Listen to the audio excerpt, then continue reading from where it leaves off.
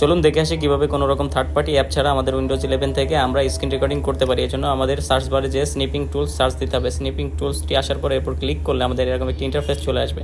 এখানে নিউ বাটনে আমরা যদি ক্লিক করি তাহলে আমাদের স্ক্রিনে এরকম কালো হয়ে যাবে। এখান থেকে আমরা স্ক্রিনের কতটুকু স্ক্রিন রেকর্ড করতে চাচ্ছি সেটুকু সিলেক্ট করে নেব।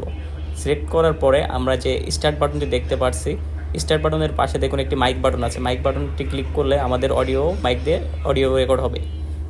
এক্ষেত্রে আপনারা স্টার্ট বাটনে যদি ক্লিক করেন তাহলে আপনাদের সিলেক্ট করা স্ক্রিনটুকু রেকর্ড হতে শুরু হবে। 3 সেকেন্ড কাউন্টডাউন করে রেকর্ডটি শুরু হয়ে যাবে। আবার আপনারা পজ বাটনে ক্লিক করে ভিডিওটি পজ করে নিতে পারেন, আবার পজ অফ করে দিতে পারবেন এবং রেড বাটনে ক্লিক করে আপনারা ভিডিওটি সেভ করতে পারবেন। এবার চলে আসুন ভিডিওটি কোথায় সেভ হয় আমরা দেখে আসি। দিস পিসিতে ক্লিক করব। দিস পিসিতে ক্লিক করার পরে আমরা নিচে দেখুন ভিডিও অপশন আছে। ভিডিও অপশনে ক্লিক করলে আমাদের স্ক্রিন রেকর্ডিংটি সেভ হয়ে যাবে। এখান থেকে আমরা আমাদের সকল স্ক্রিন রেকর্ডিং খুঁজে পাবো। এটি শুধুমাত্র উইন্ডোজ 10 এবং 11-এ কাজ করবে।